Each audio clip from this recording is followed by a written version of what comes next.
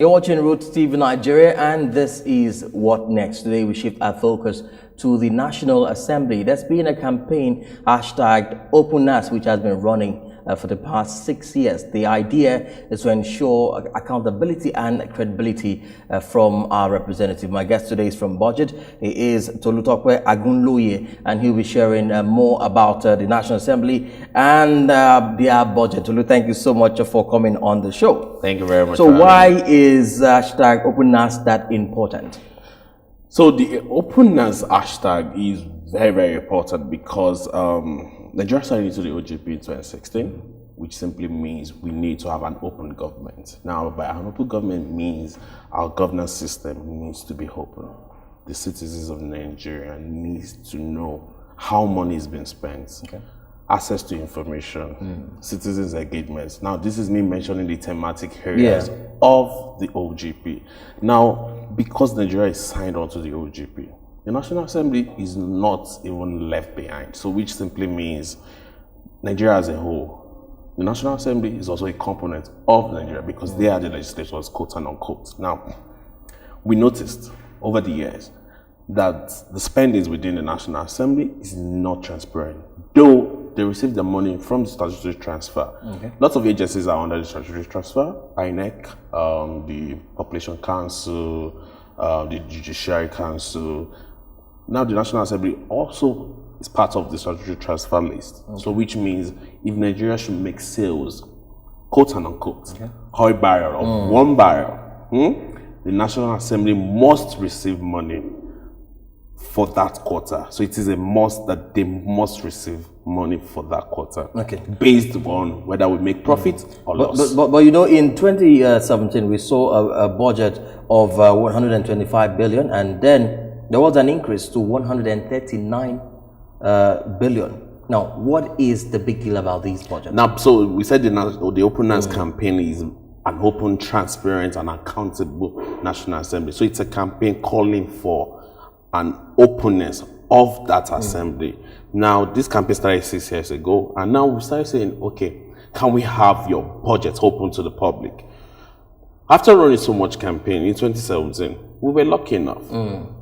The budget was made public. So now that campaign prompted that budget to be after a series of promises from the Senate President Bukola Saraki. So we kept on with that pressure. So if there's an engagement with the press, we'll tell the pressman, please ask questions concerning the budget of the National Assembly. There, he makes promises. We hold on to it, run our campaign on it. Okay. Luckily for us, in 2017, he made the budget open. And when we saw it, we discovered that there were, quote and unquote, frivolous items. The National Assembly is receiving... Now, the National Assembly is receiving lots of funds. And because we feel, for example, the personnel cost was around 23 billion for 109 senators and 360 House of Rep members. Now, though there are other agencies under the National Assembly too, but they are still within the National Assembly. So we're saying 23 billion is a lot. Is there a way we can have a reduced spend? Because we feel the cost of governance is so high. So we're saying reduce your spending because now you've made it public in 2017. After doing those analyses, not just Budget did the analysis, so it was more like a data thing, inviting citizens to analyze the budget. Now the conclusion there was to have a reduced budget for the National Assembly. After releasing that statement to the public, then in 2018, the budget was locked down. Shaken down. Now, we started our advocacy again. Okay. Now, 2 weeks ago, the National Assembly also opened the 2018 budget. Okay. Knowing fully well that the 8th Assembly is winding down. Now, the 9th Assembly resumes June 13. So, which means one of the campaigns we were running is for the Senate President to leave a legacy behind. Okay. We're not saying open the budget for opening's sake. Let there be law in place that mandates any assembly that comes in to make sure that the budget is open. But you see that law happening, I mean, within the short time that they have. So the Senate President also promised again that he's going to make that happen within this short while before he leaves. Knowing fully well that he's not coming back in the ninth assembly. So these are the legacies we're saying, sir, can you place this before going out of office? Well, but how effective has this really been? And do you plan to extend this campaign further to the ninth assembly? Definitely. So we're saying he promised that when the 2019 proposed budget will be passed, that the 2019 National Assembly budget will also be released.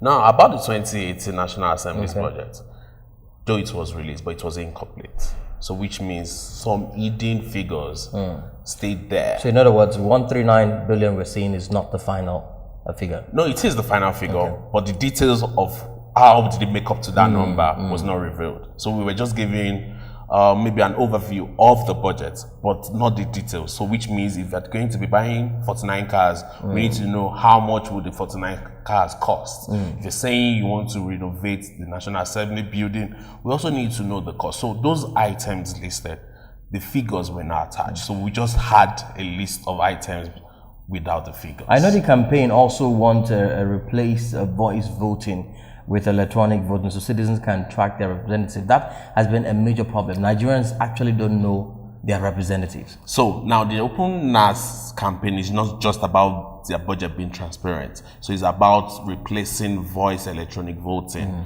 So we know the system here in Nigeria is to say, oh, those who, the nails have it, the eyes have it. With that, you can't even measure the numbers of nails and. But I know at the point, I mean, electronic voice vote used to work in the red chambers. Is it now like because they have few people in? Is it like the Nigerian factor that we can't get things to work electronically? Now the electronic voting will also help us to know the legislators that are in favor in favor of some certain bills. So if you see some important bills, and you know that your own legislation in your constituency is saying no to that bill, so you can hold him responsible and say, sir, why did you not say yes or go in favor of this bill? So those are the things we also need to do, because the public should hold the National Assembly accountable.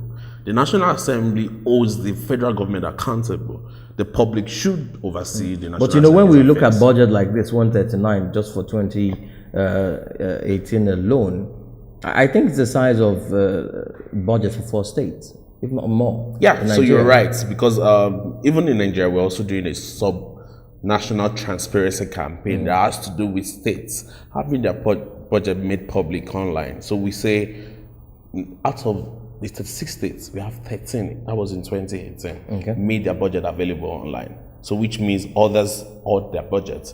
Now, the budget is the second most important document of a nation. That shows how relevant the budget is, because it shows how money will be made, how it will be spent.